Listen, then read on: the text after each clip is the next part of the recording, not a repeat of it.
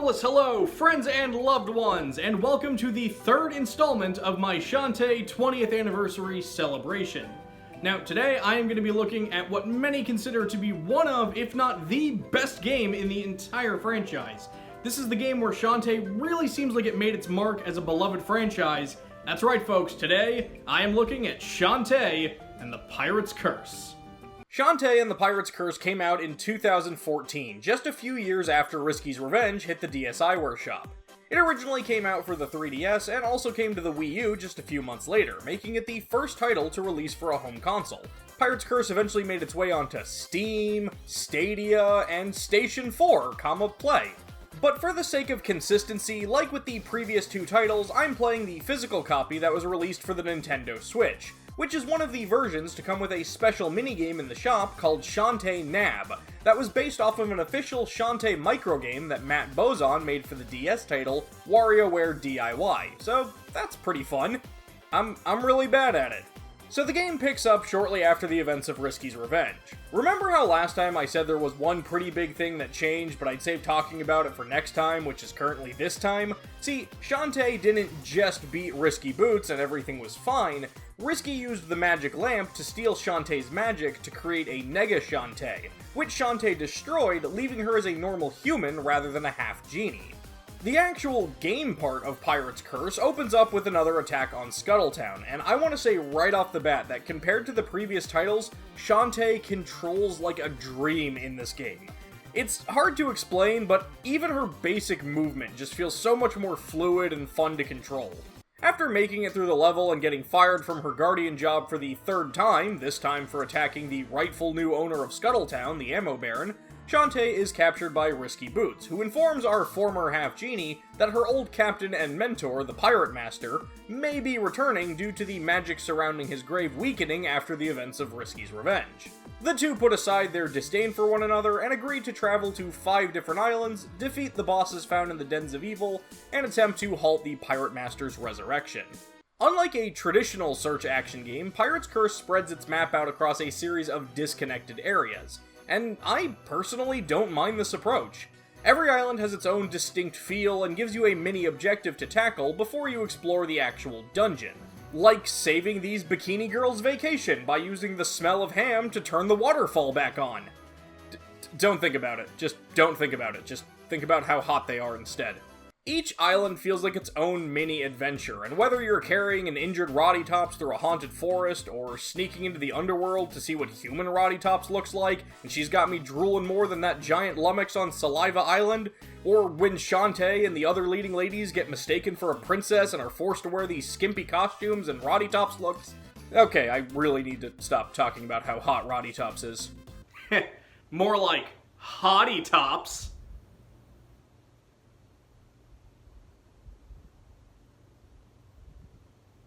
The point is, the game never saddles you with a single gameplay style for very long, and it does enjoy mixing it up in a way that I appreciated. Once you get past each island's main objective, Shantae finds herself in a Den of Evil, and these dungeons are a major upgrade from the first two games, in both quantity and quality. These are also where Pirate's Curse introduces its new gameplay mechanic. See, now that Shantae is no longer a half-genie, she doesn't have access to her magical transformations. But that's okay, because replacing Shantae's dances are 5 pieces of Risky Boots pirate gear. You pick up one of these in each dungeon, and holy crap, these are so much fun to use! You get a pistol to activate far-off switches, a captain's hat that works like a hang glider, a sword that lets you channel your inner Scrooge McDuck and bounce on things, boots that let Shantae run at crazy fast speeds through and over most obstacles, and a cannon that provides extra jumps while damaging things beneath you. All of these items are super easy to use, and it just feels fantastic. Okay, the boots can be a little annoying, but overall, it's insanely satisfying to jump from one item to the next with the press of a button. Like, yeah, I do kinda miss the transformations, because they were always really cute and fun to see, but having to stop and perform the dances often brought the exploration and dungeon crawling to an actual halt, whereas the pirate gear adds so many fantastic options for attacks and maneuverability. Naturally, each piece of pirate gear is necessary to beat the master of the Den of Evil, and god, I love the bosses in this game. They are all so much fun, except for Dagron, the massively misspelled monstrosity. This fight sucks, and they should really feel bad for designing it, but I am gonna go easy on them because that name makes me smile. The Squid Baron makes his fantastic return and accepts his fate as a mid-game filler boss, and despite this one being one of the easiest bosses in the entire game, I had an absolute blast fighting off the Steel Maggot. Aside from the pirate gear, Shantae still has her trademark whipping her hair back and forth, and the magical items from the last game are once again single-use items, which is a little unfortunate, but it is balanced out by enemies dropping items pretty regularly now. You can still spend gems on upgrading Shantae's hair damage and speed, a few pirate gear upgrades, and some extra fighting moves that I personally never bothered with.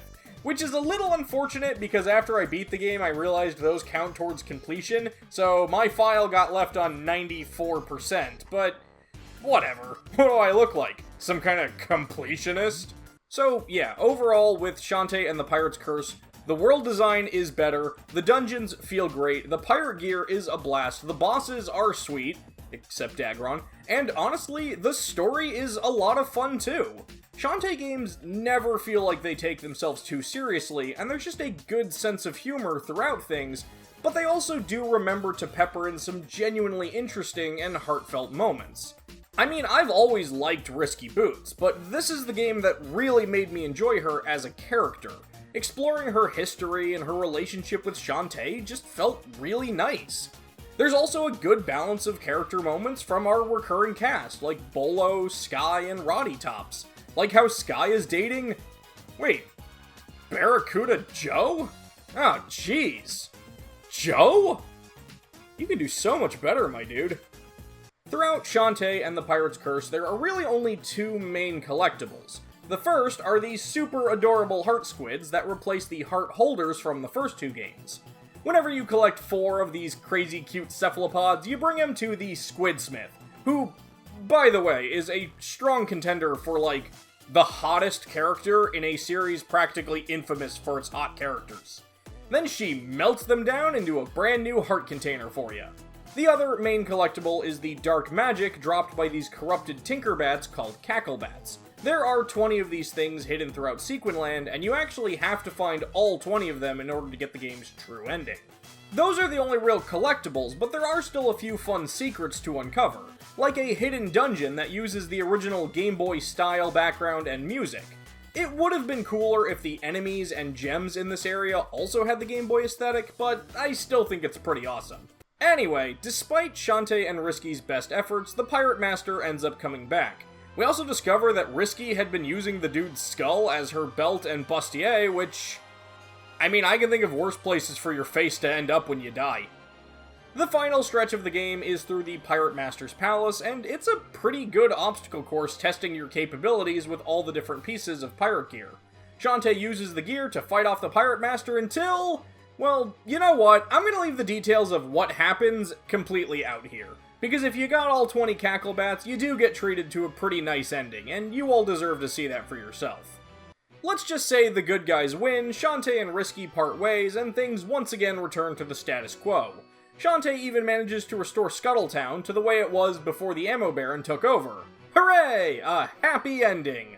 When you beat the game, you do unlock Pirate Mode, which is basically the exact same game, except you have all the pirate gear from the start, and it's very satisfying. I know my videos on the first 2 Shantae games were a little harsh, and those games were both fine for the time, but Shantae and the Pirate's Curse is where I really feel like this series found its footing. Going back for this video, I had a blast with this game. It is still one of my favorites in the entire series, and I know I always ask, do I recommend this game? Yes, this is one I can absolutely recommend without any sort of qualifier. Shantae and the Pirate's Curse is just awesome. And with that done, we are now over halfway done with our Shantae 20th anniversary celebration. I am really excited to talk about the next game, Half Genie Hero. I'm not going to be jumping into that one right away. I'm going to push that off for a little bit. I know we just did 2 Shantae games in a row, so we're going to take a little bit of a break, but I'm very excited to talk about the next title, Half Genie Hero. And until next time, folks, take care. Hey everyone, thanks for watching my video. If you liked it, be sure to click like, but if you really liked it, don't forget to subscribe so you don't miss out on any future videos. Extra special thanks to all my friends and loved ones over on Patreon, which you can pledge to today to see your own name in these ending credits. Thanks again for watching, and until next time, take care.